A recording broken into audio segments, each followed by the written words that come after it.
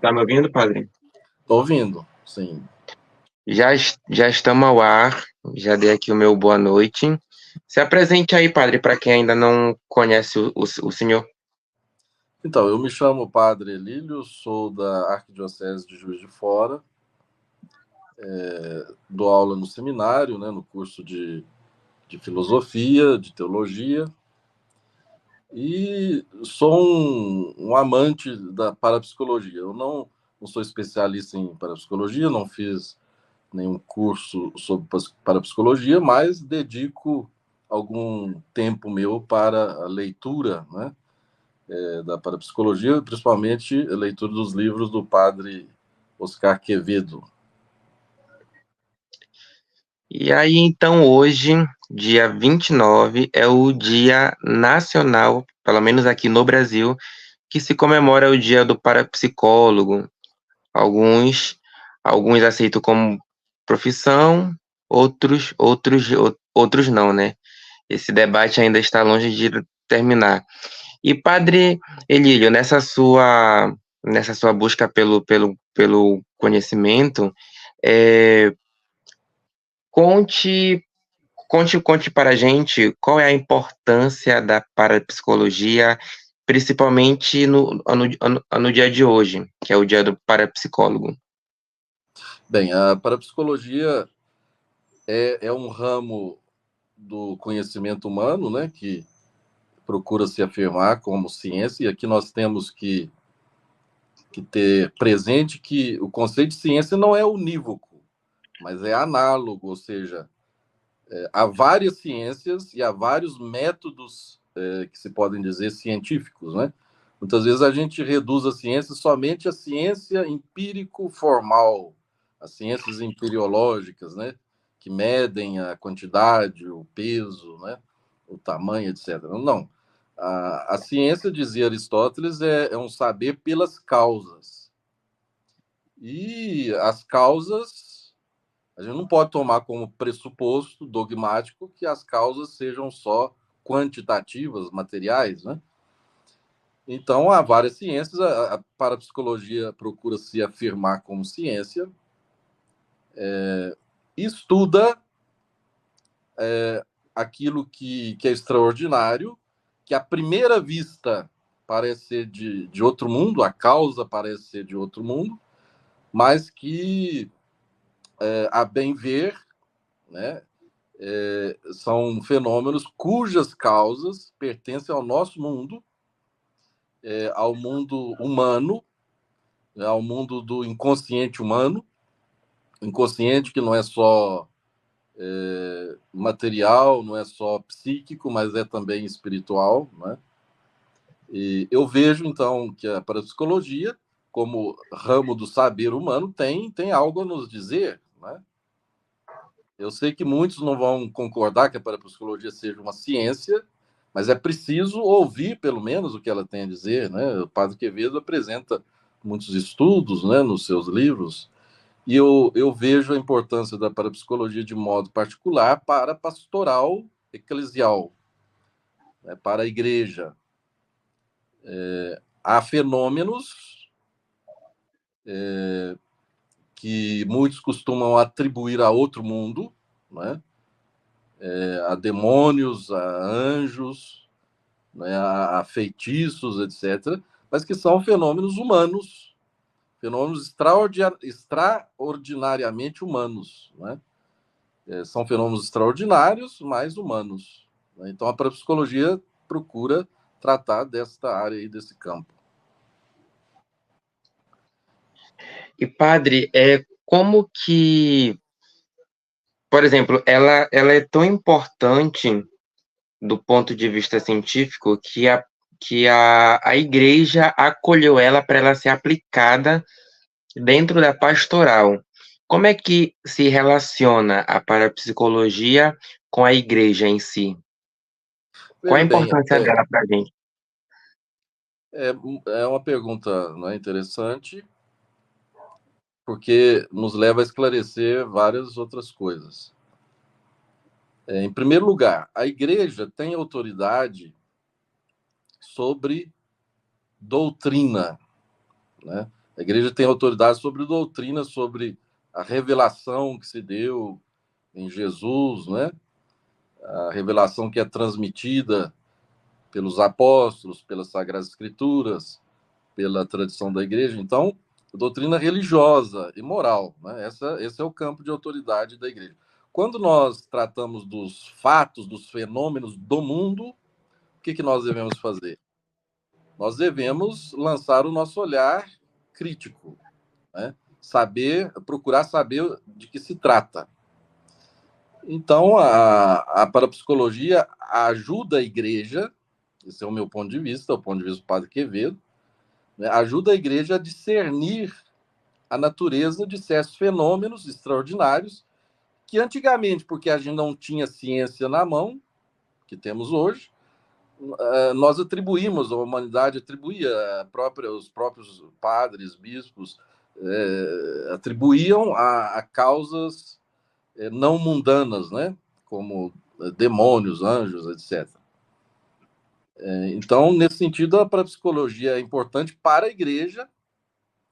Por quê? Porque a igreja quer a verdade. Né? A igreja quer a verdade. Se Deus é a verdade, a igreja quer procurar a verdade. E a verdade existe em vários níveis. No campo doutrinal, né? Teológico, existe a verdade também no campo filosófico, existe a verdade do campo fenomênico. O campo fenomênico é entregue às ciências. Né? Então, a igreja procura ouvir as ciências. Tá certo? Antes de dar a sua palavra, ela procura ouvir a ciência. E como a parapsicologia surgiu aí, né, no século XIX, né, vem se afirmando ao longo do século XX, a igreja procura ouvir também o que a parapsicologia tem a dizer. Tanto é que muitos padres são parapsicólogos, como o padre Quevedo. E padre, por que mesmo a igreja dando esse aparato, esse apoio todo, porque ainda tem muita resistência? Porque, por exemplo, eu sempre que eu mandava alguma coisa de parapsicologia por padres, né? Estudo de padres, na pastoral da catequese, o grupo era fechado até me expulsarem só por causa disso. Então, por que que ainda existe esse tipo de existência em certas paróquias, em certos grupos e pastorais?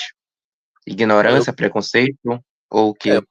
penso que haja preconceito, sim, mas há também eu diria, um medo de que a parapsicologia tire a fé das pessoas. Mas esse é um medo totalmente infundado, né? A nossa fé, a fé católica, ela está baseada em sólidos fundamentos, né? Ela está baseada no testemunho dos apóstolos, da tradição, né? Então, ela não pode estar vinculada a fenômenos maravilhosos. Então, a parapsicologia, ela desmistifica muitos desses fenômenos maravilhosos, né? Porque o povo, muitas vezes, essa é uma necessidade humana, quer ver a mão de Deus agindo de maneira extraordinária, né? Quer como que Sim, apalpar Deus e sua ação. Mas Deus, a existência de Deus, Deus existe, é a realidade mais real, mas não está no nível empírico, né? É preciso saber, então, que Deus é o mais presente na nossa vida. É a realidade mais real, é a realidade fundamental, mas que se faz presente no nível próprio, né? Santo Agostinho dizia: é mais íntimo a nós do que a nossa própria intimidade, embora seja transcendente. Então, a fé bem entendida, né?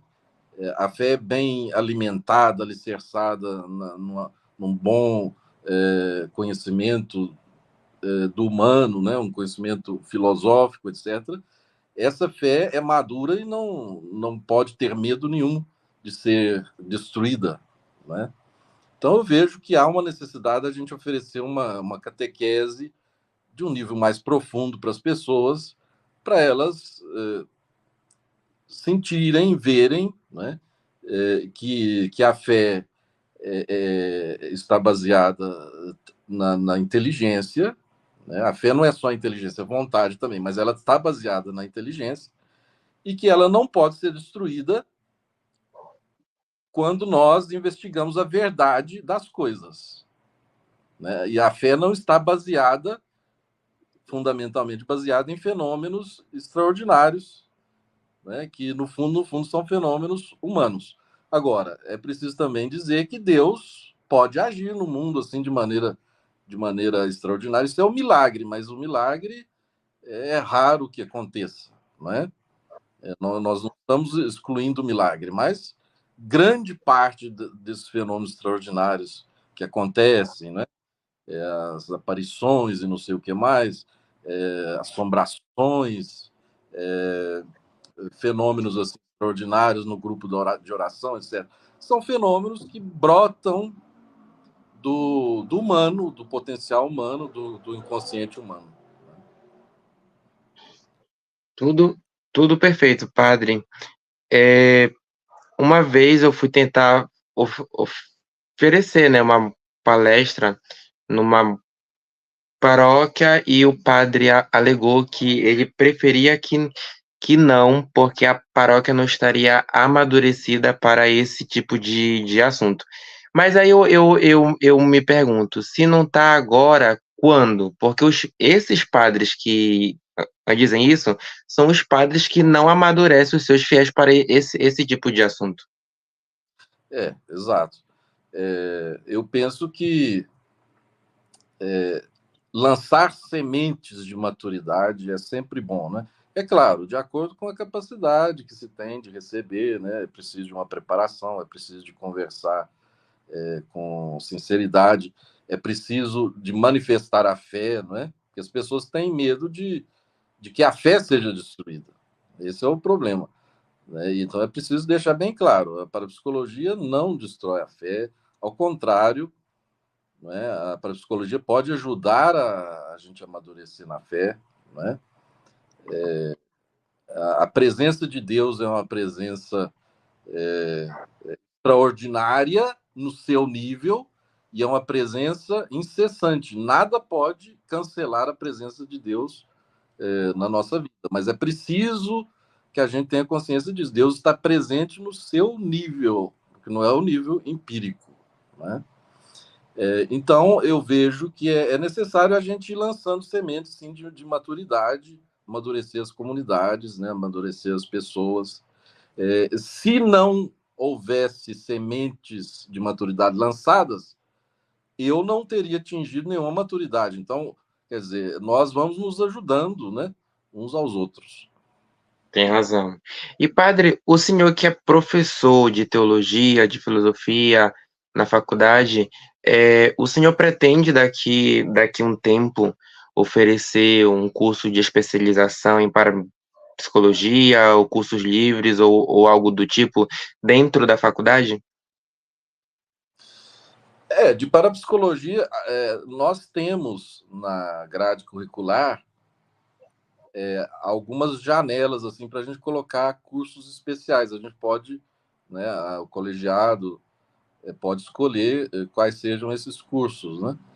Então é um caso a pensar, né? Mas eu particularmente eu sinto que eu mesmo deveria fazer um curso formal de parapsicologia, talvez uma pós-graduação, né?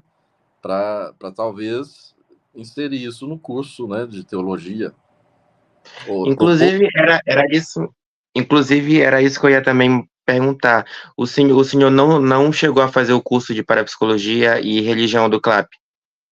não fiz o curso de parapsicologia, o conhecimento de parapsicologia que eu tenho é o conhecimento livresco, né? Eu leio as obras do Padre Quevedo, leio outras obras também, né? Autodidata. Sim, em parapsicologia, sim. Muito bem. Se tudo der certo, ano que vem eu vou fazer esse curso, né, lá do Instituto Padre Quevedo. O Daniel mandou mensagem aqui pra gente. Feliz Dia do Parapsicólogo a todos que se dedicam a essa ciência do futuro. Diego Reis, boa noite. Que sempre fará parte de nossas vidas. Então, para quem não sabe, por que que hoje é o dia do parapsicólogo? É porque o primeiro Congresso Internacional de Parapsicologia, que foi realizado na Universidade de Utrecht, na Holanda, em 1953, foi começou no dia 29 de julho e acabou ali no começo de agosto, mais ou menos por volta do dia 10, não me recordo agora. Provavelmente eu deixei aqui na descrição. Padre, o que que o senhor sabe sobre esse evento histórico, o dia que a parapsicologia foi reconhecida como ciência pela Universidade da Holanda, pelo Ministério de Educação e de Cultura, e desde aí começaram as cadeiras de parapsicólogos em várias universidades do mundo. Pois eu vejo que hoje nós precisamos cada vez mais de ter um conhecimento interdisciplinar, né? Nós nos aprofundamos muito, eu digo nós, a humanidade, né? Há conhecimentos muito profundos em diversas áreas, então é preciso que um especialista escute especialistas de outras áreas e ter a parapsicologia como ciência, né? Ver a psicologia na universidade para mim é uma grande alegria, é um ganho em favor da interdisciplinariedade que é tão necessária para os nossos tempos, né? Os nossos tempos, antigamente até, vamos dizer, o século XVIII, por aí, um filósofo conseguia abarcar ele sozinho quase todo o conhecimento produzido, né, pela humanidade. A partir, então, do desenvolvimento das ciências modernas, a especialização ganhou muito terreno, né? Então, a profundidade, né, nos diversos níveis aumentou, mas é preciso que haja uma comunicação, né, de áreas, né? Até mesmo eu vejo que é enriquecedor para o filósofo, para o teólogo, conhecer as ciências modernas. E é enriquecedor para as ciências modernas conhecer a teologia, a filosofia. E, vamos dizer, entre aí as ciências modernas, nós colocamos a parapsicologia, né? A importância da parapsicologia, a importância especial da parapsicologia para a teologia, de modo, eu quero ressaltar aqui de modo especial a teologia, né? Está nesse fato aí de não querer ver a mão do sobrenatural facilmente nas coisas, porque o sobrenatural está presente, mas está presente num outro nível, né? Não querer facilmente ver Deus ou o diabo como uma causa entre outras causas aqui no mundo, né? Deus é causa transcendente, né? É a causa das causas, né? Hoje, infelizmente, reconheço isso na igreja católica, parece que há um movimento aí, né? Um movimento formado por alguns catequistas de internet, por alguns padres até, que dá muita valorização à presença do demônio, vê o demônio em tudo, né? O diabo está presente em tudo, está sempre à espreita, etc., está fazendo coisas, né? Se algo não deu certo na minha vida é porque o diabo fez isso, fez aquilo. Então, olha, o grande princípio que eu aconselho a todos, e é um princípio que grandes santos aconselhavam com São João da Cruz, é não dar crédito imediato a ações sobrenaturais, né? Procurar explicar tudo, se possível, pelo natural, né? Esgotar as possibilidades de explicação natural, né? Esse é o caminho mais sensato, mais prudente. Prudência é a grande virtude. A igreja recomenda a prudência, né? Prudência, nós herdamos a noção de prudência da filosofia grega. A igreja assumiu a filosofia grega. O Ratzinger, Papa Bento XVI, chegou a dizer que tudo aquilo que é legítimo da filosofia grega faz parte intrínseca do cristianismo, né? Então, a prudência é uma grande virtude, né? Prudência, Aristóteles, grande mestre das virtudes, né? No passado. Então, é prudente a gente ir com calma e não reduzir a nossa fé, que é grande, que é enorme, a presença de Deus é inefável, não reduzir essa presença a um fenômeno qualquer do mundo, não é? Muito bem, padre. E, bom,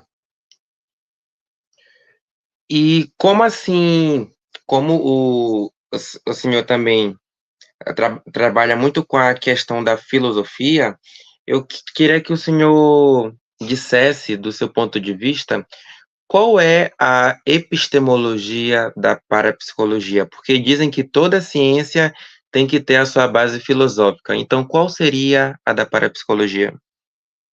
Olha, a parapsicologia é o seguinte: as ciências modernas, em geral, elas procuram reduzir tudo a uma causa material, né? Ou seja, são ciências naturais. Explicar o natural pelo natural, tá certo?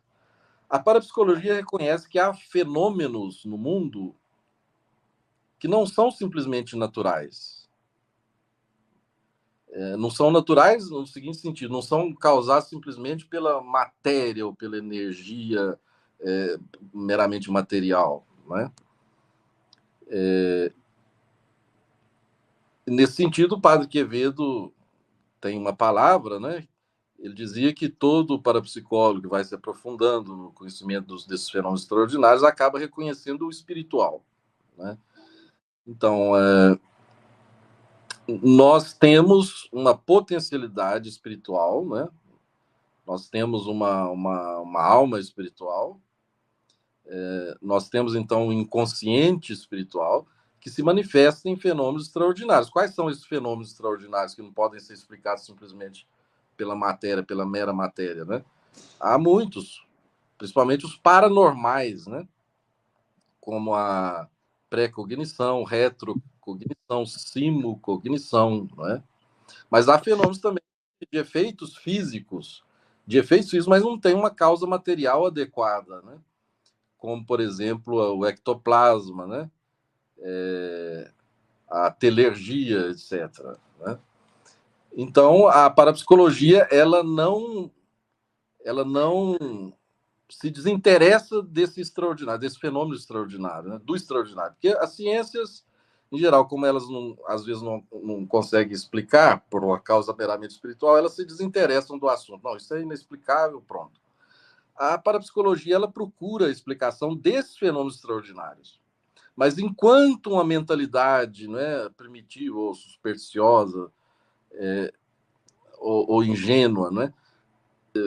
Enquanto a mentalidade assim atribui esses fenômenos a causas extramundanas, né, diabo, anjos, fadas, ondinas, larvas astrais, etc., né, aí cada cultura vai dar um nome. Enquanto uma mentalidade ou primitiva ou ingênua, né, ou supersticiosa atribui a causas extramundanas, a parapsicologia descobre, procura explicar que a causa é humana, né, está no inconsciente humano, tá certo? Está em faculdades humanas, né?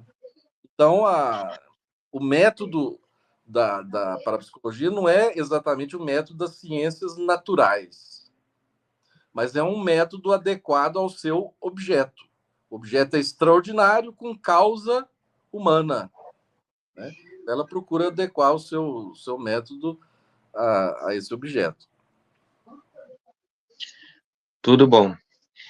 Então, padre, hoje a parapsicologia como ciência está fazendo 71 anos, né? Estamos somos muito gratos, né, por ela ter chegado até aqui com toda essa bagagem, com toda essa história. E aqui o Diego Reis deixou uma pergunta, porque Graças a Deus, novas pessoas que não conhecem o assunto aparecem para perguntar e estamos aqui para responder. O Diego pergunta: se possível, poderia responder o que é a ciência da parapsicologia? Grato. Então, a parapsicologia é uma ciência que estuda o extraordinário, né? O que é o extraordinário? É a telergia, né? A precognição, né? Há vários fenômenos extraordinários. São fenômenos de efeito físico, de efeito psíquico, né? De efeito misto. Então, esses fenômenos aparentemente são inexplicáveis, as ciências meramente naturais não os explicam, ou são atribuídos a seres de outro mundo, tá certo? Então, aparentemente, mas esse é o objeto da parapsicologia. E ela vai ver, então, que esses fenômenos são explicáveis e a causa é humana. Então, são explicáveis. Nesse sentido, a parapsicologia dá um passo além das ciências naturais. E a causa é humana. Nesse sentido, a parapsicologia desmistifica, não é? Tira a superstição, tira o medo até, não é? Leva a um maior conhecimento do humano, dos seus potenciais, etc. Agora, atenção, o padre Quevedo, essa era a posição dele, sempre dizia que as faculdades parapsicológicas todos nós temos, mas nem todos manifestam essas faculdades, tá certo? E manifestar essas faculdades parapsicológicas não é algo assim desejável. O padre Quevedo dizia que é um defeito que precisa ser tratado, curado, tá certo? Por quê? Porque o inconsciente brota, né? E o consciente não reconhece aquilo que brotou do inconsciente como próprio da pessoa. Então pode no limite, levar a pessoa até a loucura, né?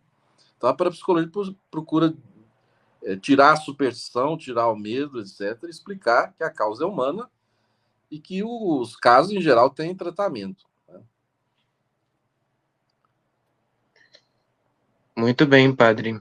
O Daniel, ele comenta assim: lembrando, lembrando que o padre Quevedo escreveu um dos seus livros, que o milagre é extraordinário, mas nem tudo que é extraordinário é milagre.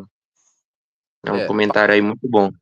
Pedro distingue, né, fenômenos extranormais, paranormais e supranormais. O milagre estaria no nível dos fenômenos supranormais, ou seja, são fenômenos que não podem ter como causa nem a natureza, nem o ser humano, somente Deus. Nenhuma criatura, nem o diabo, nem anjo, somente Deus. Né? Então, esse é o milagre. Eu recomendaria para quem quiser se aprofundar esse livro aqui, que é o terceiro livro dele, As Forças Físicas da Mente. Esse é o tomo 2, né? Mas são dois, né? O tomo 1 e o tomo 2. Aqui traz a explicação científica para os fenômenos de telecinesia, que são movimentos de objetos, ectoplasma, fantasma, que são os fantasmogênese, mãos que aparecem, tipologia, golpes, etc. Para quem quiser se aprofundar mais, quem quiser ter uma explicação muito detalhada, porque esses dois livros são massivos. O que ele traz de exemplos, tanto de casos espontâneos quanto de casos experimentais, casos que foram testados e repetidos em laboratórios, para quem quer esse lado mais empírico, né? Também temos esse lado empírico. E aí, quem quiser se aprofundar mais, recomendo esse livro aí. O Tucano, ele pergunta: o que o Padre Lílio pensa sobre os estigmas, o que em parapsicologia se chama dermografia?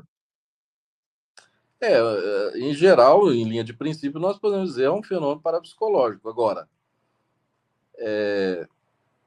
a pessoa se identifica muito com Cristo, né? Com Cristo sofredor, etc. Ela pode, com sua faculdade humana, causar os estigmas em si mesma. Isso não desmerece a fé dela, é claro que não, né? Muitos santos tiveram estigmas, né? Mas revelam que a pessoa se identificou, né? Com tanta fé, com tanta devoção a Cristo sofredor, né? Que produziu em si mesma estigmas, né? Eu não quero também, de imediato, dizer não há exceção, né? Mas a parapsicologia procura trabalhar, assim, em linha de princípios, é humano, né? Tem uma causa humana. Uma causa humana motivada. Eu não quero desmerecer a fé da pessoa, né? A causa humana, a causa é humana, mas pode ter sido motivada pela fé, pela devoção da pessoa. E assim, se configuraria até como uma manifestação empírica dessa fé, né? Muito bem. Vamos ver. Padre, o senhor, como um autodidata em parapsicologia, o senhor já teve que atender ou resolver casas assombradas, pessoas que manifestam esses fenômenos? O Ah, senhor já teve experiências pessoais de ver alguma coisa, presenciar algo, ou possessões, enfim, qualquer coisa relacionada à parapsicologia? eu já atendi várias pessoas que pensavam estar possuídas pelo demônio, né? Atendi já várias pessoas e procurei desfazer a crença, né? A questão é essa. Quando a crença se desfaz, os efeitos tendem a diminuir até a desaparecer. A crença de que está possuída pelo demônio, etc. Né? Eu via claramente que não era esse caso. Né? A pessoa estava com algum desequilíbrio, né? E se ajuntava ao desequilíbrio a crença de que estava sendo perseguida pelo demônio. Isso é até perigoso, porque a pessoa pode até pensar que está rejeitada por Deus. Não é o caso, né? Não é o caso de maneira alguma. Agora, com relação a fenômenos de efeito físicos, assim, como telergia, né, tipologia, etc., isso eu já ouvi vários relatos, mas eu nunca presenciei.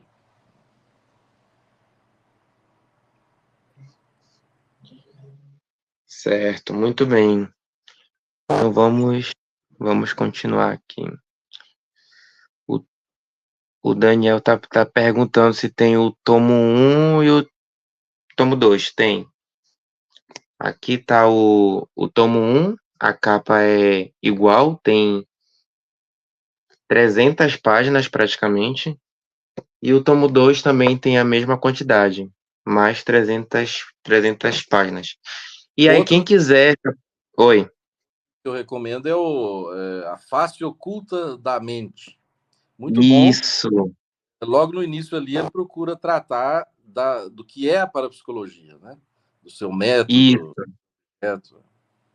Foi o primeiro livro que ele lançou em 64, trazendo toda a argumentação científica dos fenômenos de efeitos psíquicos, tanto os extranormais de conhecimento, quanto os paranormais de conhecimento. E aí, logo em seguida, ele traz esses dois tomos, que são as forças físicas, só tratando dos fenômenos extranormais de efeitos físicos, porque os paranormais não têm efeito físico, que seria o psicapa, só são mesmo de efeitos psíquicos, que aí a gente acaba de responder essa pergunta aqui do Daniel. O tomo 1 seria a face oculta da mente ou seria mesmo as forças físicas? As forças físicas. A face oculta, depois as forças físicas, tomo 1, e as forças físicas, tomo 2. E quem quiser se aprofundar nos verdadeiros milagres, que o Padre Quevedo trazia também argumentos científicos, comprovações científicas, recomendo esse aqui. Milagres, a ciência confirma a fé. Tem um pouco mais de quase 500 páginas. Não é muito, mas tamo aí. Tucano, ele pergunta: a parapsicologia, em termos religiosos, considera ações demoníacas? Bem, o estudo do Padre Quevedo, segundo ele mesmo dizia repetidamente, não reconheceu nenhuma ação propriamente demoníaca nos casos estudados, né?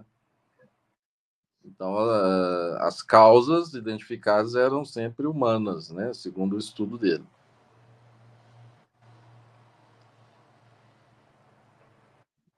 E, padre, uma vez eu ouvi do meu pároco aqui da Paróquia Natividade de Nosso Senhor Jesus Cristo, que até hoje todo padre é ordenado exorcista. Mas é aquela questão histórica que na década de 60 o Papa tirou a ordem de exorcista. Como é que funciona hoje a questão do exorcista? Havia, até a reforma litúrgica, as chamadas ordens menores. Então, você, para chegar a padre, você tinha que receber as ordens menores. E uma dessas ordens era o exorcista. Depois, com a reforma, isso mudou. As ordens menores não existem mais. Você recebe o ministério de leitor, depois o ministério de acólito, depois você é ordenado diácono e padre. Não existem mais as ordens menores e por isso não existe também a ordem de exorcista. Hoje em dia, então, podemos dizer que o exorcista ele não é ordenado, mas sim um padre que faz um curso de exorcista. O exorcista hoje ele tem que ser um padre escolhido, né, pelo ordinário do lugar, pelo bispo, né, e o bispo tem que dar, então, a faculdade a ele de fazer exorcismo. Não é assim qualquer padre que pode sair fazendo exorcismo, tá certo? Ele tem que ter a autorização do bispo. O bispo tem que escolhê-lo, né? E, evidentemente, ao escolhê-lo, autoriza a fazer exorcismo. Interessante que desde quando a Conferência Nacional dos Bispos do Brasil foi fundada, em 1953, até hoje, pelo que eu já pesquisei, ela não autorizou nenhum caso de exorcismo. O senhor conhece algum caso que foi autorizado ou geralmente são apenas essas orações de libertação que eles chamam? Não conheço assim nenhum padre exorcista autorizado pelo bispo, né? Não conheço. Os padres podem fazer essa oração simples, né? De libertação, sim, eles podem fazer, qualquer padre pode fazer, mas não conheço assim nenhum trabalho de um padre exorcista, não conheço. Se não me engano, eu li na literatura de parapsicologia que em Paris o bispo nomeou um exorcista. Eu não vou saber dar os nomes aqui porque eu não tenho agora de memória. Mas em Paris, para a Diocese de Paris, o arcebispo nomeou um exorcista, mas esse exorcista é um padre parapsicólogo. Então, durante o tempo de nomeação dele, ele nunca precisou realizar um exorcismo, porque resolveu todos os casos através da parapsicologia. O mesmo fato acontece aqui também na Arquidiocese de Belém. Temos o cônego Jaime Pereira, que é parapsicólogo, ele fez o curso de Parapsicologia e Religião do CLAP, Centro Latino-Americano de Parapsicologia, do Padre Quevedo, na década de 90, e desde então ele foi escolhido pelo nosso arcebispo Dom Alberto, e até hoje nunca precisou fazer o exorcismo. Ele é praticamente o exorcista oficial daqui da Arquidiocese, e por ser parapsicólogo, nunca precisou fazer. Sempre aplicou aquela técnica do pronto-socorro, que o senhor deve saber. E o próprio Dom Alberto, né, dizem também, não sei se é verdade, me corrija, mas dizem que para ser bispo tem que ser exorcista também. E aí o cônego Jaime me contou pessoalmente que uma vez ele perguntou para o Dom Alberto se ele já precisou usar o ritual de exorcismo, e Dom Alberto falou também que nunca foi preciso, porque o Dom Alberto também fez curso de parapsicologia e religião já na década de 70, no CLAP, com o padre Quevedo. Então, é interessante que quando a pessoa adquire o conhecimento, ela não precisa fazer o exorcismo. É só mesmo quando a pessoa não tem esse conhecimento que ela já quer fazer logo à primeira vista, já dá logo o diagnóstico. É muito importante a gente, como crente, nós cremos em Deus, é muito importante a gente ouvir a ciência.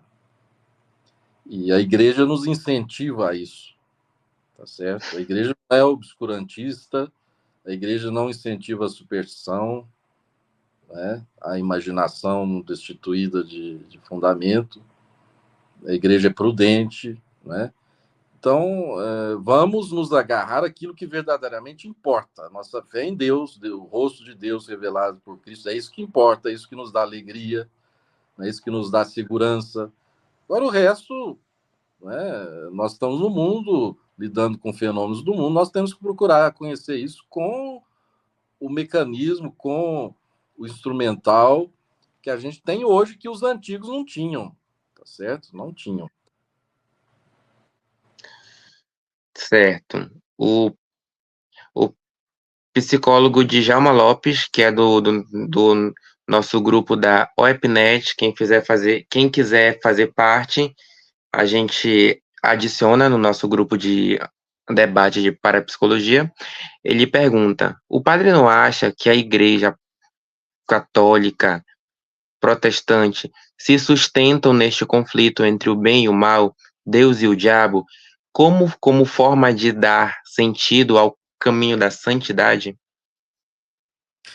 Se isso acontece, né, se essa mentalidade é difundida, é uma pena, porque a doutrina da igreja mesma não é essa, né? A doutrina da igreja não coloca o diabo como se fosse um antideus. O diabo é criatura, tá certo? Então não se compara a Deus de maneira alguma, tá certo? E com a parapsicologia nós temos visto aí que aqueles fenômenos que eram atribuídos à ação do diabo praticamente não existem, tá certo? Como atribuídos ao diabo, como tendo como causa o diabo, né? Então, eu acho que o caminho da santidade não deveria se pautar aí nessa luta entre bem e mal nesse sentido, como se houvesse um antideus, né? Como se a gente fôssemos, como se nós fôssemos maniqueus, né? Há um princípio do bem e um princípio do mal. Não. Existe só o princípio do bem, agora o mal existe. O mal existe, todo mundo sabe que existe, mas não é uma realidade que está em pé de igualdade com Deus, né? O mal, já esclareceu, metafisicamente, já esclareceu Agostinho. O mal é uma deficiência de bem, uma deficiência no ser. Nós somos seres incompletos, né? E quando nós agimos como seres finitos, sujeitos à falha, nós falhamos. Agora, como alcançar a santidade? É a confiança em Deus, é a humildade, a abertura de alma. Santa Teresa d'Ávila dizia, né? Deus se dá totalmente a quem se lhe abre totalmente a alma, tá certo? Então não é ficar, eu vou cair no braço do diabo. Não é isso, não é? Tá certo? Eu tenho que abrir mais a minha alma para o bem, que o único princípio que existe de todas as coisas é o bem. Então eu tenho que abrir minha alma para o bem.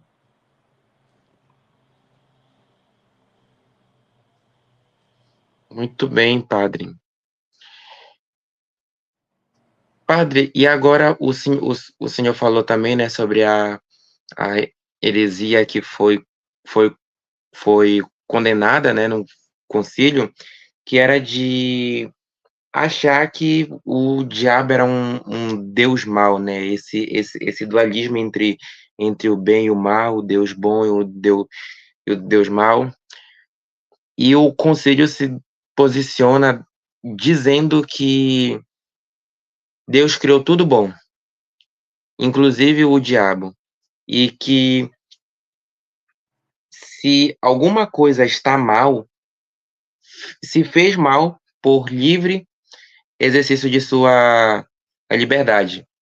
Mas aí eu jogo questão aqui para o senhor. Eu sei que a gente está fugindo um pouco do assunto, mas tudo é parapsicologia, né? Porque a parapsicologia é o conjunto dos ramos da ciência, então é física, química, biologia, inclusive teologia. Mas já que tocamos no assunto, o demônio ele não é dogma de fé, nem a sua ação e nem a sua existência. Nesse sentido, quando a pessoa nega tanto a ação quanto a existência, ela está caindo no pecado da heresia? Bem, é uma questão debatida entre os teólogos, né? A tradição da igreja sempre afirmou a existência do diabo, afirma até hoje, por meios oficiais, né? Mas há estudos de teólogos sérios, né? Teólogos amantes da verdade, de Deus, né? Teólogos santos até. Há estudos importantes mostrando que talvez a existência do diabo não faça parte da doutrina cristã, da revelação, né? Seja um elemento extrínseco que tem entrado na doutrina de maneira extrínseca a partir da cultura da época, né? Cultura dos povos antigos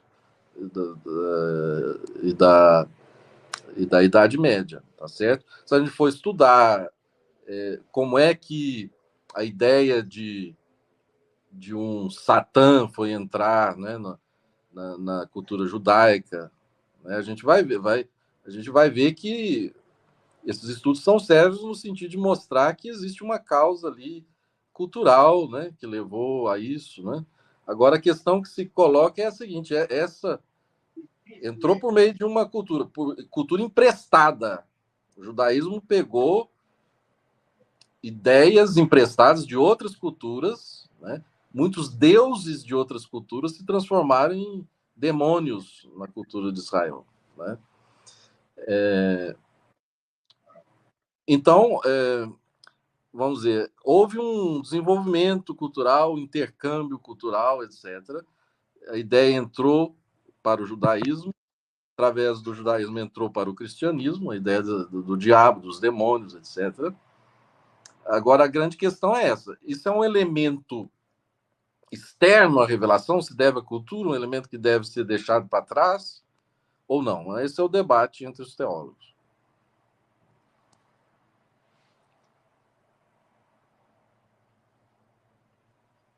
Bom, padre, o Pedro ele joga essa questão aqui, não sei se o senhor vai poder responder.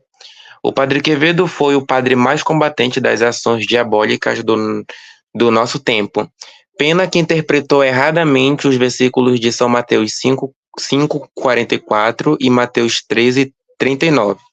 Ou a Bíblia está errada, ou o padre. Quais são esses versículos aí? Você pode ler para nós? Bora ver, vou jogar aqui o Mateus 13:39. O inimigo que o semeou é o diabo, e a ceifa é o fim do mundo, e os ceifeiros são os anjos. Assim como o joio é colhido e queimado no fogo, assim será na consumação deste mundo. Mandará o Filho do Homem os seus anjos, e eles colherão do seu reino tudo que causa escândalo e os que cometeram iniquidade. O senhor tem algo a comentar? Não, a questão é a seguinte: é claro que a questão dos evangelhos é preciso ter muita atenção com isso, né? Os evangelhos não são reportagens históricas de Jesus, tá certo? Os evangelhos são uma construção teológica do evangelista, de quem escreveu. Claro, baseado sobretudo no fenômeno da ressurreição, tá certo? Mas a partir da ressurreição, o evangelista procurou reler toda a vida de Jesus e colocou na boca de Jesus muitas palavras que historicamente ele não disse, tá certo? Mas que procurava traduzir a fé da igreja, né, de acordo com a cultura da época, tá certo? Jesus, como ser humano, ele terá acreditado no diabo? Certamente, porque pertencia à cultura judaica, embora não a toda a cultura judaica, né? Era dos fariseus, mas Jesus era mais próximo dos fariseus, certo? Jesus, como ser humano, como alguém que tinha uma consciência humana, que crescia, né? Que aprendia, etc., ele tinha limitações por causa da cultura mesma. Isso é natural. O verbo de Deus assumiu uma natureza humana. Essa natureza, o verbo foi dando luz para essa natureza, mas essa natureza estava sempre dentro de uma cultura, etc. Então, dizer isso, né, assim, fundamentalisticamente, Jesus disse isso, então o Padre Quevedo estava errado. Isso não é o procedimento correto em teologia, né? Isso não tem valor científico. Né? Tá. Então, eu vou ler daqui a pouco a outra passagem, mas então, seja bem-vindo aí, Djalma Lopes, que acabou de deixar um comentário aí na live, ele estava ocupado, né? E agora já está disponível e está participando aí junto com a gente. O Padre Elídio já sabe quem é, fazemos parte aí da Webnet. Se apresente aí, Djalma. Boa noite a todos, é um prazer estar aqui com vocês. Eu sou psicólogo da abordagem psicanalítica e eu trabalho na psicologia hospitalar. Tenho o meu canal no YouTube e no Instagram, onde eu divulgo o conhecimento da psicologia hospitalar e não poderia deixar de lado a parapsicologia, porque acontecem alguns fenômenos no hospital. Por ser um ambiente marcadamente de sofrimento, as pessoas em suas expressões de fé e outras em suas expressões de medo, elas, através das suas descargas telérgicas, acabam produzindo, né, esses fenômenos. E aí, do ponto de vista da psicologia, é raro você conhecer um curso de psicologia no Brasil que tenha a cadeira para psicologia. Por quê? Porque não tem um especialista para oferecer. Então, a minha curiosidade na parapsicologia surgiu por uma curiosidade da adolescência, né? Que foi por conta de um grande medo que eu tive ao ver uma pessoa incorporada, né? E aí, isso despertou lá na frente um grande desejo de entender o que é aquilo. O próprio Freud já dizia, por trás de um medo há um desejo. E quando a gente tem medo de algo, muitas vezes você não tem medo daquilo que se apresenta, mas esse medo é uma cadeia associativa a um trauma da infância. Como a consciência não suporta saber o real motivo, porque está no inconsciente, está recalcado, este medo, o medo do fantasma, o medo das entidades, o medo de várias histórias que se conta, né, nos interiores, a carochinha, o bichinho da mata, eles vêm como substituto, porque o superego, que é uma instância psíquica, ele é uma instância da lei, da norma, e ele vem como punidor, inquisidor. E aí, se você não permanecer na sua cadeia de crenças, qualquer coisa que você vai destituir da sua mente, isso leva você a um sofrimento, né? Porque o superego vem para dizer, não, se você fizer isso, você vai ser punido de tal forma. Bem, eu me apresentei e já entrei, né, numa explicação psicanalítica do sofrimento humano e que me levou a entrar nesse estudo da parapsicologia. Tá tudo ótimo, tudo acrescenta, principalmente nessa live especial que comemora o Dia do Parapsicólogo. Hoje faz, se eu não me engano, 71 anos que a parapsicologia foi reconhecida como ciência. Ainda é bebê ainda, né?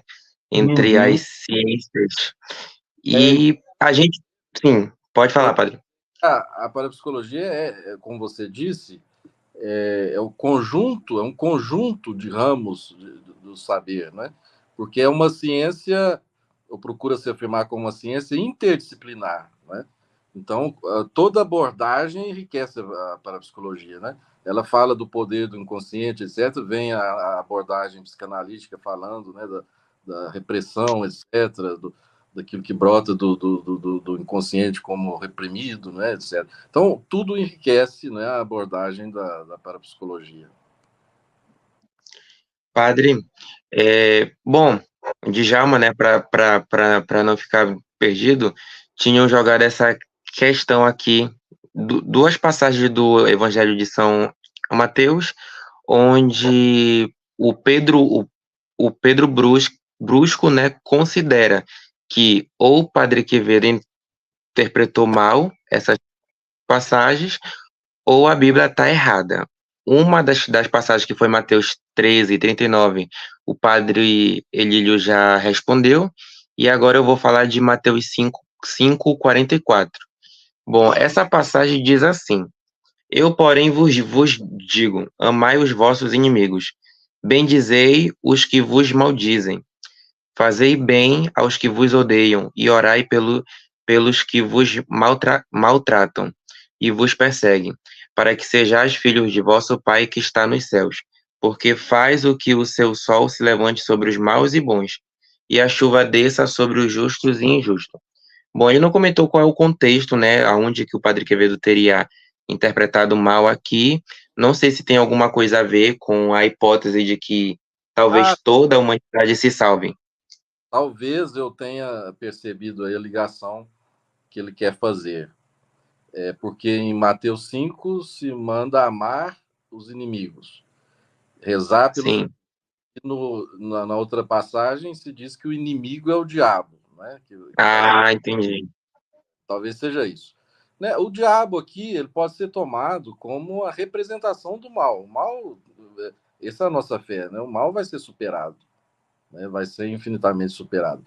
Mas nós não superamos o mal quando destruímos a outra pessoa, né? Até, vamos dizer, teologicamente correta, para falar, uma linguagem teologicamente mais correta, mais elaborada, nós não podemos dizer, se há alguém no inferno, nós não podemos dizer que tenha sido Deus a colocar aquela pessoa no inferno, né? Ela mesma se encaminhou ao se afastar do sumo bem, ela mesma se encaminha para o mal. Esse seria um ponto de vista teológico, né, mais elaborado. Nós não podemos tomar a Bíblia ao pé da letra. O Padre Quevedo dizia sempre, né? Tomar a Bíblia ao pé da letra é um desrespeito à própria Bíblia. Nós temos que entender qual era o contexto da época, a linguagem da época, e tentar decifrar qual a mensagem substancial que o evangelista ou o geógrafo está querendo transmitir. A mensagem essencial é sempre a mesma. É sempre a mesma, através de várias imagens, né? Através da destruição do diabo, etc. É uma imagem, é a destruição do mal. A mensagem é sempre a mesma, é o bem nos engrandece e o mal nos diminui. É isso. E agora eu vou jogar aqui uma pegadinha. Se em Mateus 5:44, Jesus fala para a gente amar os nossos inimigos e depois ele vai dizer que o diabo é o nosso inimigo, então a gente tem que amar o diabo? Por isso aqui pode pegar o pé da letra. O diabo aí representa o mal. O mal nós podemos odiar nesse sentido de ter a esperança de superá-lo, né? de encaminharmos-nos para essa superação nesse sentido, né? Superar o mal. Maurício, Oi, pode falar. E outra coisa, quando alguém diz assim, amar a quem me fez mal, amar a quem despertou em mim um sentimento de ódio, amar a quem me fez de vítima e me fez sofrer, isso é uma coisa possível para quem alcançou um alto nível de maturidade de compreender que esse outro faz o mal pelo nível de desenvolvimento de maturidade psicológico dele. Por exemplo, um profissional, um padre pode compreender numa igreja alguém o agredir com palavras pelo nível de maturidade e de ignorância daquela pessoa. Eu, como psicólogo, posso compreender o ódio e a raiva de um paciente dirigida a mim por questões da personalidade, de conflito psíquico dele. Mas no meu dia a dia cotidiano, alguém que me faz mal, que me agride, vai desencadear em mim uma reação que não vai ser de amor, não é? Total, né? Né? E aí, se eu disser para os meus filhos, crianças, adolescentes, ame quem lhe odeia, você vai estar alimentando um conflito maior nesses adolescentes e que pode produzir sintomas de adoecimento neles, porque eles não têm maturidade para isso. Isso é uma visão psicanalítica. Sim, por isso que eu penso que a igreja deve trabalhar mais para o desenvolvimento da espiritualidade, o largamento da espiritualidade. Porque em determinadas condições, mesmo quando a gente já está numa caminhada da igreja, a gente não consegue cumprir aquilo que está lá na letra do evangelho, né? Mas com o nosso desenvolvimento, né? Isso eu falo do ponto de vista teológico. O nosso desenvolvimento, nossa comunhão com Deus diária, Deus percebido em nós, né, no fundo da nossa alma, etc., nós vamos adquirindo aquela capacidade de ver as coisas numa perspectiva mais ampla, né, e de relevar ou até de amar mesmo o inimigo. O Pedro R4, ele pergunta: o livro Os Milagres, a Ciência Confirma a Fé e Milagres e a Ciência da Capa Verde e das Velas são o mesmo livro? Não. Ele pretende fazer uma série de livros com intenção de casuística, apresentar casos e casos e casos e casos e casos. Ele estava escrevendo em média 6, 7 livros massivos só sobre milagres, mas infelizmente ele não conseguiu concluir, não chegou a publicar todos. Só os que saíram foi o primeiro volume, que é Milagres, a Ciência Confirma a Fé, e o segundo, que é os Milagres e a Ciência. O Carlos Almeida pergunta: gostaria de pedir ao Padre Lílio uma mensagem de esperança aos católicos imersos em superstições. E se o Djalma também quiser compartilhar, eu vou no banheiro e já volto. Então, eu falo, né? Depois o Djalma fala.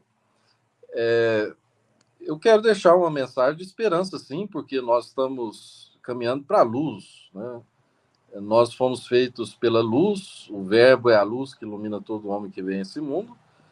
E eu vejo assim que superar a superstição depois de ter estado na superstição é uma grande liberdade. Estar na superstição tem algum sentido, né? Nós não lemos na noite pascal, né? Não cantamos: ó feliz culpa que nos deu tão grande Salvador. Então eu poderia dizer, fazendo analogia, ó feliz superstição. Quem não foi supersticioso algum dia, quem não é, né, sob esse ou aquele outro ponto de vista? Então nós estamos em processo de libertação, todos nós. E porque acreditamos em Deus, acreditamos nessa libertação, acreditamos que ela virá. Pois é. Quando a gente pensa em superstições, nós pensamos que muitas das superstições vêm com a ideia de punição. Por exemplo, tem gente que diz assim, né? Não deixe o chinelo virado, porque vai, eu acho que o termo é angorar pai e mãe, fazer mal a pai e mãe. Dentro desta superstição já vem uma questão pai e mãe, algo superior da lei, assim como Deus, é sempre algo superior. Então, não faça isso para não fazer mal ao pai e à mãe. E aí já vem a ideia de punição, que é aquilo que eu já falei, da instância do superego, que é a instância psíquica que instaura as normas de vida civilizatória, dizendo por que não matar, por que não roubar, por que não ter inveja, por que não desejar o mal. Mas nós, seres humanos, temos o nosso id, uma parte profunda das nossas raízes, da história da humanidade, do homem, quando não ainda evoluído, que desejou o mal, que sentia o desejo de matar e chegava a matar. Alguns psicopatas têm esse desejo, não têm esse superego tão punitivo e vai lá e planeja e mata. Então, quando você tem uma superstição, o ideal é descobrir que superstição é essa e o que é que ela quer dizer, que está fazendo você temer, porque o medo é a punição que está por trás, o inconsciente trazendo. Né? Então, tem que entender a construção dessa superstição, compreendê-la para poder desfazê-la e entender que, na verdade, como eu falei do chinelo emborcado, né? Não vou deixar o chinelo emborcado para não fazer mal ao meu pai e mãe e não ser punido por isso. Então, dependendo da superstição, a gente vai fazer um processo de desconstrução. Muito bom, muito bom. Diego Reis. Deixa eu tentar colocar aqui na tela. Interessante. Há tantas pregações extensas explicando como reconhecer as ações dos demônios que mal sobra tempo para buscar o bem e a Deus. Isso acontece muito nas seitas neopentecostais, tipo a Universal e outras. Querem comentar a respeito? Eu vejo que é uma tendência do nosso tempo, né? Infelizmente, até dentro da Igreja Católica também, né? Então a pessoa vive a espiritualidade do medo, da superstição, né? Pensa que vai ser punida toda hora por isso, por aquilo, né? O demônio está sempre à espreita. E não foi para isso que Cristo veio, né? Cristo veio para nos libertar, libertar em todos os sentidos, para sermos verdadeiramente livres mesmo. Acreditamos nisso. Se nós tivéssemos uma perspectiva só natural, se não acreditássemos que existe o sobrenatural, Deus, né, nós poderíamos dizer que o ser humano está fadado ao fracasso. Nós podemos conseguir algumas libertações neste mundo aqui, alguns conseguem, outros não conseguem, né? E a vida não teria, assim, esse sentido de visar a grande libertação. Mas porque nós acreditamos em Deus, nós visamos essa grande libertação. Está aqui o psicólogo, linha psicanalítica, ele sabe das inúmeras limitações a que nós estamos sujeitos, né? Através do nosso psiquismo, através das nossas vivências, né? Então, são muitas limitações, né? Mas, se nós acreditamos em Deus, numa luz imortal, né? Nós estamos na libertação definitiva. Então, acho que a igreja ganharia muito mais, a pregação ganharia muito mais se insistisse nisso, né? No bem, tá certo? Não é obrigar ao bem. A psicanálise sabe muito disso. Eu obrigar a pessoa a fazer o bem, eu posso causar neuroses nela, posso causar prejuízos psicológicos, né?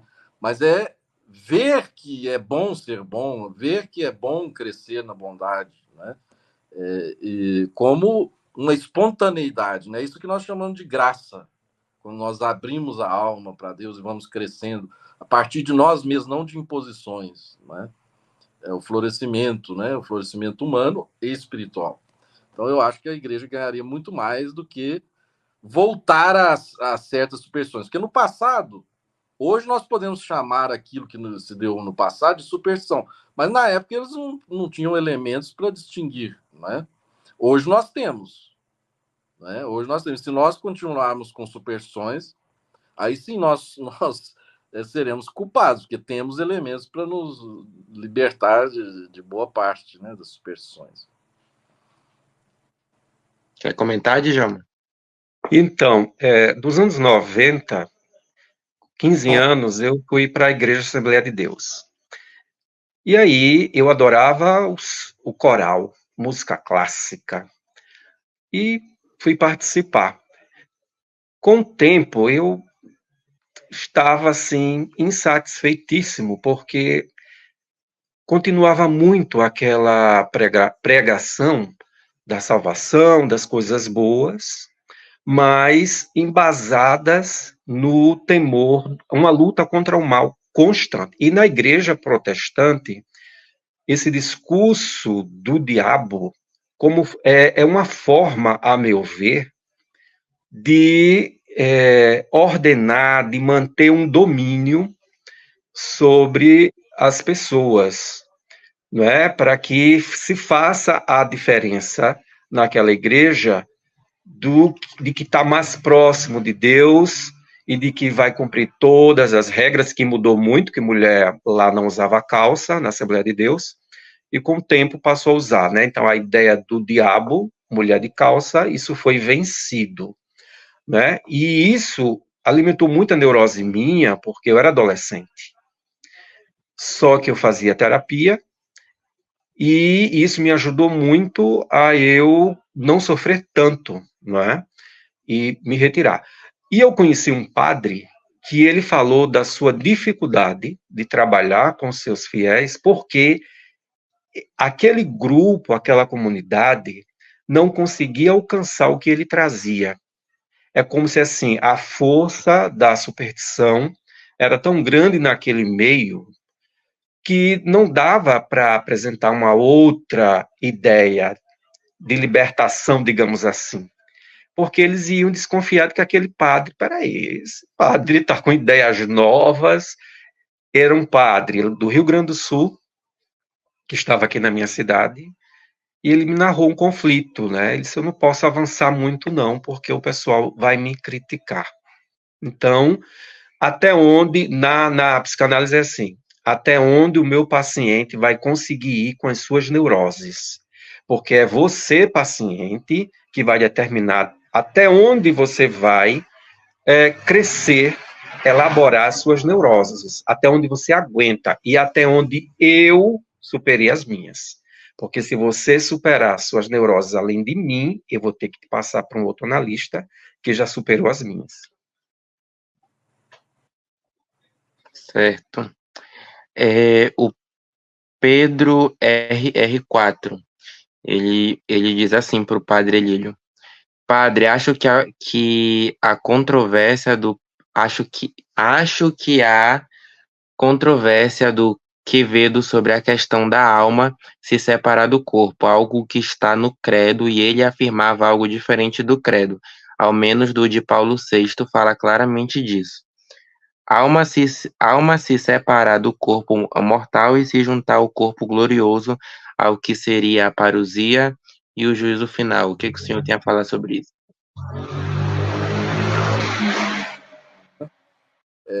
O padre Quevedo insistia muito, não há alma separada do corpo, que há uma forma do corpo.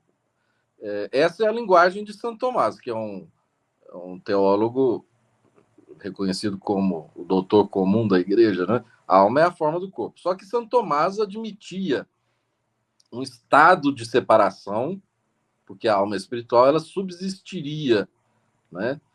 No estado de separação. Mas Santo Tomás, se a gente for ler bem Santo Tomás, isso a própria congregação do Doutrina da Fé reconhece num texto, né? A alma, se não me engano, o Ratzinger, quando era prefeito, ele escreveu um artigo sobre isso, sobre o estatuto da alma depois da morte, né? Ele vai dizer aí nesse artigo que a alma guarda uma relação com o corpo, mesmo depois da morte, né? Por quê?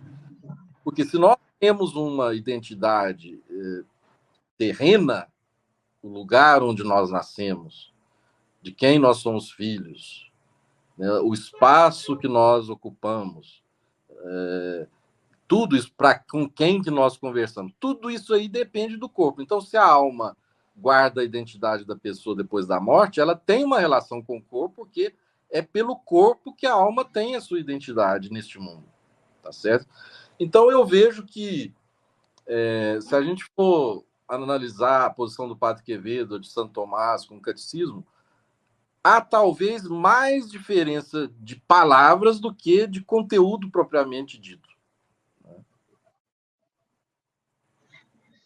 Muito bem. Tem alguma coisa a falar, Djalma? Olha, não sobre essa questão aí, mas uma questão muito importante na psicologia psicanálise, né? Acontece algumas situações, nós que trabalhamos com o inconsciente, porque a psicanálise ela trabalha com o inconsciente, muitos psicanalistas e até psiquiatras, eles vivem situações que poderíamos dizer que seriam hiperestesia indireta do pensamento. Como assim? Vamos supor, o paciente chega, está lá, e você sente alguma coisa, vem na sua mente algo, e você joga para o paciente. O paciente vai lá, fala, e você, por exemplo, diz assim: quando você era criança, alguém pisou no seu pé? Aí você diz: como assim, né? Como assim? E esse alguém pisou no seu pé, o paciente, né? Isso é relato de casos clínicos, sim, foi um acontecimento assim, isso me causou, aí vem o sentimento, vem a ligação do afeto com o sintoma produzido, né? Porque o corpo sofre e muitas vezes não está ligado à ideia que faz sofrer. E aí a junção da ideia com o sintoma contribui para a eliminação do sintoma. Então, como isso aconteceu? Teve uma psicóloga que atendia uma paciente e ela disse que durante o atendimento ela começou a sentir como se ela estivesse diminuindo de tamanho e as coisas ao redor ficando pequenas. Um relato pesado de sofrimento, de maus tratos na infância, etc. e tal. E ela achou assim, o que está acontecendo comigo? Né? E ela não estava ouvindo bem as coisas, é como se ela estivesse regredindo. Ela viveu uma experiência que eu não saberia dizer em termos de parapsicologia, mas que foi uma comunicação inconsciente com o sofrimento vivido pela paciente dela enquanto criança. Eu estou na área que de vez em quando passam uns carros que eu nem tive tempo de entrar, que você me convidou, sentei aqui e liguei. E aí ela levou o caso para supervisão, os outros amigos ficaram assustados, achando que ela estava psicotizando, né? Psicotizando não como uma louca, porque é possível psicotizar neurótico sem ser psicótico, mas não era. A professora narrou: olha, o seu inconsciente entrou em contato com uma experiência traumática da paciente e você vivenciou. A partir da sua vivência, você pode melhor conduzir esse caso, porque você sentiu algo dela, ou algo que ela não pôde suportar, vivenciar, o inconsciente dela jogou para o seu, e você vivenciou. Então, tem casos assim que os psicanalistas eles não consideram parapsicologia nem psiquiatra, não entende e vai dizer que fez parte de um processo de transferência, que já é uma outra linguagem, né? Mas vivemos sim, e tem um caso de uma psiquiatra que me falou recentemente de uma criança muito triste, 9 anos, objetos voando dentro de casa. E o pai confirmou, e ela disse, coisa estranha, né? Mas há um conflito, e muitas vezes vai tratando esse conflito, os sintomas vai desaparecendo, meses, tratamento, 1 ano, 2 anos, 5 anos, fazendo a resolução, tratando as causas do inconsciente. Que eu acho que o Padre Quevedo fez muito, né? Tratar as causas do inconsciente para o conflito parar de produzir aquele tipo de sintoma. Isso. Bom, vamos para a última questão aqui. Já estamos em mais de 1 hora de live. Não sei se vocês querem continuar, vocês é que mandam. Se não, vamos para a última questão aqui, do Alan. Posso jogar? Pode. Boa noite, padre. Pode falar sobre a reprodutibilidade científica na parapsicologia ser maior que na psicologia? Mesmo quem não gosta, reconhece essa robustez metodológico-científica na parapsicologia. A psicologia lida com fenômenos mais tangíveis, né? Então, ela não tem a reprodutibilidade de uma ciência natural, ciência dura, vamos dizer assim, né? Física, química, mas tem certa reprodutibilidade, né? Porque ela não tem uma reprodutibilidade como a ciência dura, muitos dizem que ela não é ciência. Eu não digo isso, eu digo que ela é um outro tipo de ciência com metodologia adequada ao seu objeto, né? Há fenômenos cuja causa adequada não é simplesmente a causa apontada pelas ciências naturais, as ciências duras, né? Então, ela tem menos reprodutibilidade do que a ciência natural, e eu acredito que talvez tenha mais do que a psicologia, porque a psicologia lida muito com o interno, né? O sentimento, etc., aquilo que está no inconsciente, aquilo que está no consciente. Né? Agora, já para a psicologia, lida com certos fenômenos até físicos, né? Fenômenos físicos, e nesse sentido, uma comprovação da sua reprodutibilidade é a questão que o padre Quevedo dizia sobre os 50 metros, né? Pessoas que produzem efeitos físicos de faculdade parapsicológica, né? Como telergia, tipologia, né? Se a pessoa é retirada da zona de 50 metros, os efeitos, aqueles fenômenos cessam, né? Desaparecem. Djalma? Eu queria falar que um psicanalista pós-freudiano chamado Jacques Lacan, psiquiatra, que entendeu o inconsciente a partir da linguagem, ele diz que a ciência da psicologia, da psicanálise, não é a ciência positivista da objetividade, é a ciência do subjetivo, do humano, porque o humano, ele reage diferentemente a cada situação. Impossível reproduzir o que acontece de manifestação do inconsciente a bel prazer.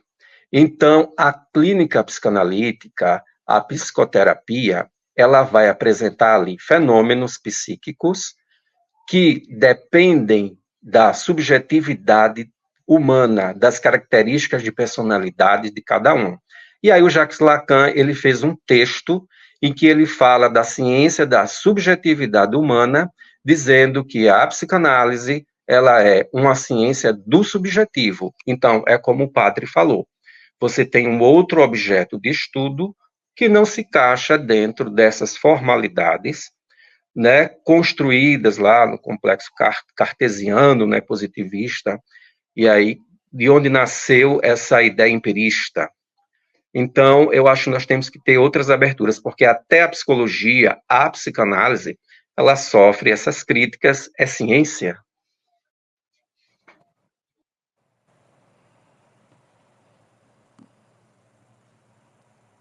Maurício, parece que travou a sua, né? Eu acho que travou aí a do Maurício.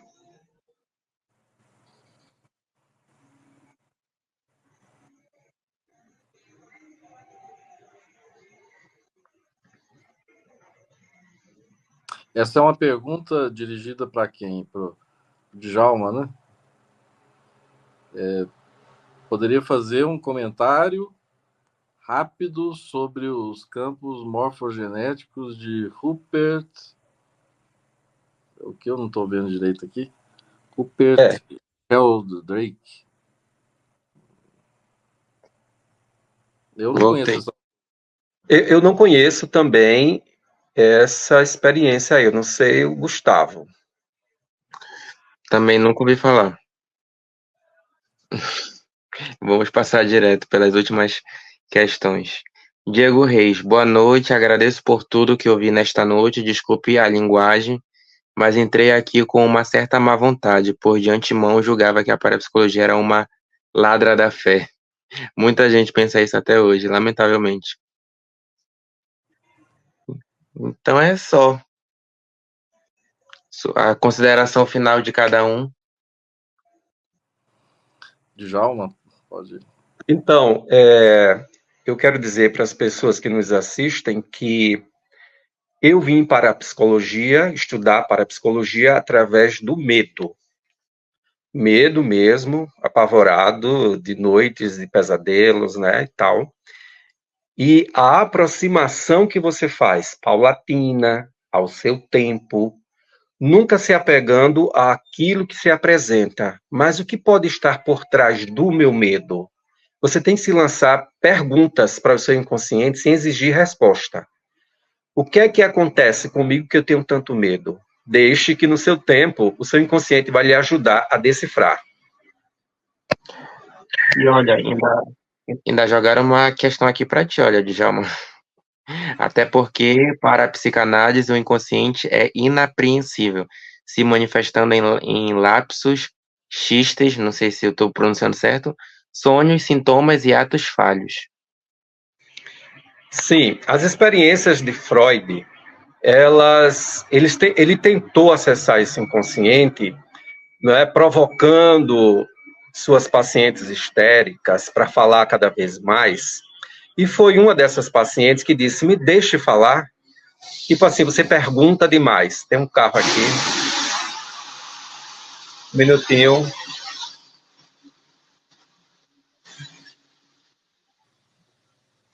É o gás ali do.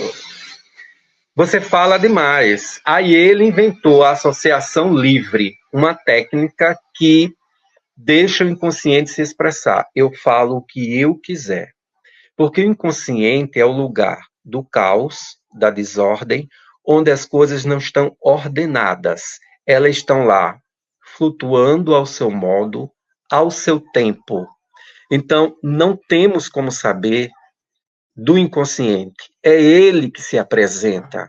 É ele que se apresenta no ato falho. Eu vou falar uma coisa e digo outra. Eu quero lembrar de algo e esqueço.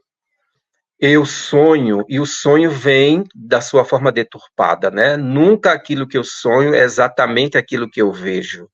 Tem todo um jogo de imagens e de representações que, a partir da sua estrutura de personalidade, conhecimento da sua história, o psicanalista vai dar caminhos para ver se você compreende aquele sonho. Então, não há realmente como termos controle sobre o inconsciente. É ele que tem o controle por si só. O que nós podemos fazer é abrir caminho para que ele se apresente, né? O Alan, ele comenta, o experimento que falei está no livro Sete Experimentos que Podem Mudar o Mundo, de Rupert Sheldrake, da editora Cutrix. O subtítulo é Pode a Ciência Explicar o Inexplicável? Está no capítulo 4, a sensação de estar sendo observado.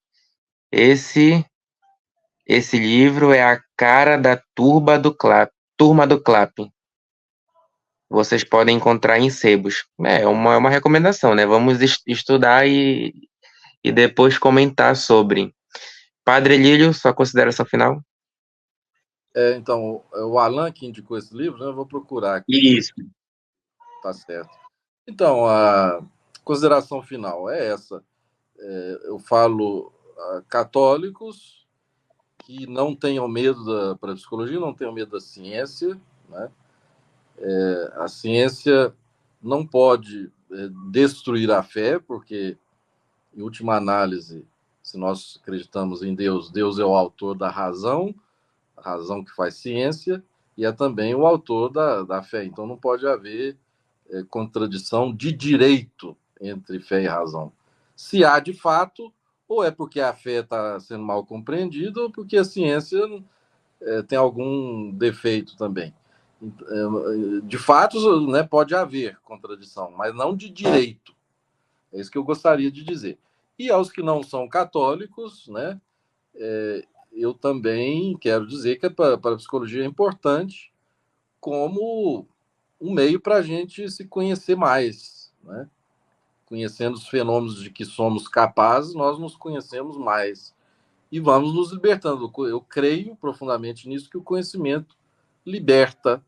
É um princípio também da psicanálise, né? Quando o que está lá no inconsciente incomodando é processado, vem à luz da consciência, né? Há uma libertação. Para mim também o conhecimento liberta, essa é a minha mensagem. Que inclusive é bíblico, né? Jesus falou isso e eu vou colocar aqui na tela. Conhecereis a verdade e a verdade vos libertará. João 8:32. Então é isso. Muito obrigado pela participação de vocês dois. Um grande padre, um grande psicólogo, psicanalista. E eu espero que a gente consiga fazer outras lives em breve. Hoje foi meio que improvisado, né? Tudo muito assim, em cima da hora, mas até que deu bons frutos, né? Apareceu bastante gente aqui para comentar, para perguntar, para questionar, e a gente gosta disso, que vocês apareçam mesmo para perguntar, questionar, colocar questão, que o que a gente puder responder, a gente responde. Eu tô aqui mais como um intermediário, né? Porque eu ainda não sou padre, ainda não sou psicólogo, ainda estou me formando. Então, agradeço aí por esses profissionais e especialistas que respondem por mim. Mas Foi um em breve prazer. aí, Conte comigo. Muito obrigado pelo convite. tá certo. Então, muito obrigado e até a próxima oportunidade, se Deus quiser. Tchau.